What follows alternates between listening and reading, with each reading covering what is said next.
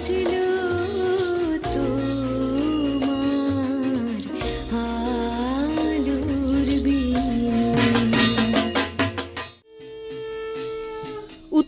অন্যতম পুরনো পুজোগুলির মধ্যে অন্যতম হল ময়নাগুড়ির আমগুড়ির বসুনিয়া বাড়ির দুর্গাপুজো। সকল মোহনাশিনী মা গো তুমি বসুনিয়া বাড়িতে উমা ঘরের মেয়ে হিসাবে পূজিতা হন। এখানে দুর্গার রূপ কিছুটা অন্যরকম। মন্দিরধ্বনি ধ্বনিত হয়ে উঠেছে দিকে দিগন্তে। নেই ঝাঁ চকচকে সাজসজ্জা, মুখের গড়নে মঙ্গোলীয় জনজাতির ছাপ স্পষ্ট। পরনে পায়ের গোড়ালির ওপরে ওঠা কাপড়। আকাশে কাশের বনে ঝরছে অজস্র ফুল। ঠিক যেন গ্রামের মাঠে ঘাটে গোয়ালে কাজ করা সুঠাম দেহের অধিকারী এক গৃহবধূ। এই পুজোকে ঘিরে জড়িয়ে রয়েছে ইতিহাস। ইতিহাস বলছে 1810 সালে ময়নাগুড়ির আমগুড়িতে এই পুজোর সূচনা করেছিলেন ধনবর বসুনিয়া। একসময় কুচবিহারের রাজরোষে পড়ে রাজ্য ছাড়া হয়ে ধনবর বসুনিয়া পরিবার বসবাস শুরু করেন এই গ্রামে। রাজ পরিবারের দুর্গাপুজো দেখেছিলেন একসময়। এবার নিজের আর্থিক শক্তি কিছুটা বৃদ্ধি হতেই এক প্রকার কোচবিহার রাজ পরিবারকে চ্যালেঞ্জ জানিয়ে হুবহু রাজ পরিবারের আদলে দুর্গার রূপ রং দিয়ে শুরু করেন এই দুর্গাপুজো। সেই থেকে আজও সেই একই রীতিনীতি রূপসজ্জা মেনেই হয়ে আসছে পুজো। এবারে 213তম বছরে পদার্পণ করতে চলেছে বসুনিয়া পরিবারের দুর্গাপুজো। পুজো প্রসঙ্গে বসুনিয়া পরিবারের সদস্য জানিয়েছে, যে সময় এই পুজোর যাত্রা শুরু হয় সেই সময় এই অঞ্চলে কোনো মৃৎশিল্পী ছিল না। গ্রামের মানুষ নিজের হাতেই গড়ে নিতেন মা দুর্গার মূর্তি। আজও মায়ের মুখ তৈরি হয় রাজবংশী গৃহবধূর আদলেই। পরনের কাপড় সেই আটপৌরে শাড়ি বা ফোঁতা।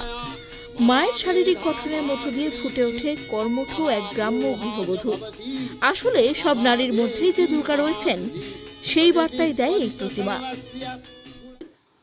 পটল চেরা চোখ, টিকালো নাক, যেটা বাঙালি আর কি এই সম্প্রদায়ের মালি কিংবা যারা প্রতিমা তৈরি করে ছিল না। তখন থেকে হয়েছে কি, এখানকার যারা মালি, বিভিন্ন ধরনের মালি, তারা কিন্তু আমাদের এখানকার রাজবংশীর আদলেই প্রতিমাটাকে তৈরি করে।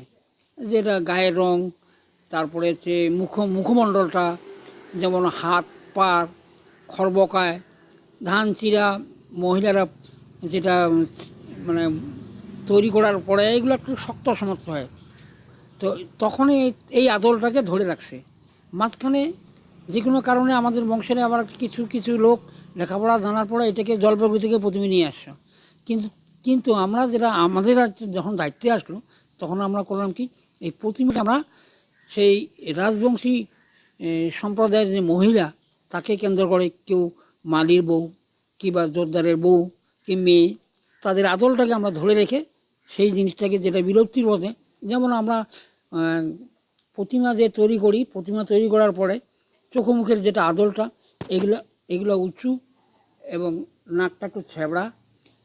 এবার পোশাক আদি যেটা আছে, পোশাক আদিটা তৈরি করি আমরা কি, যেটা রাজবংশী কমিউনিটির যেটা পোশাক, যেটাকে আমরা পাটানি বলি, যেটা আগে পড়তো এখন পড়ে না, সেইটাকে হারিয়ে যাওয়া সেই জিনিসটাকে আমরা ধরে রাখার চেষ্টা করি।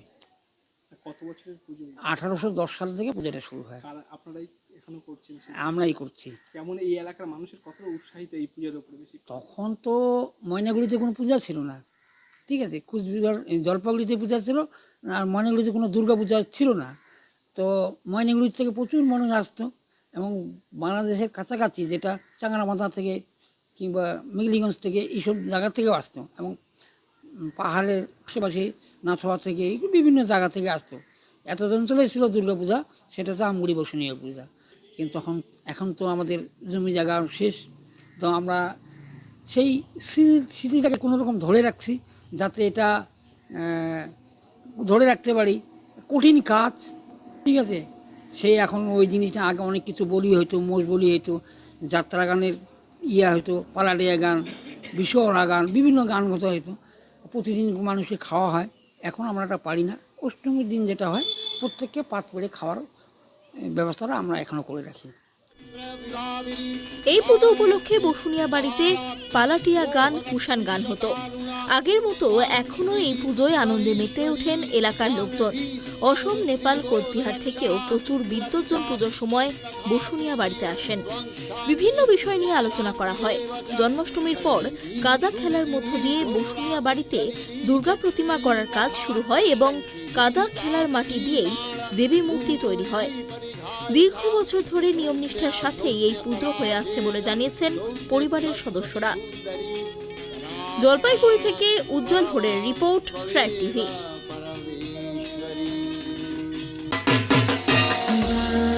বাজলো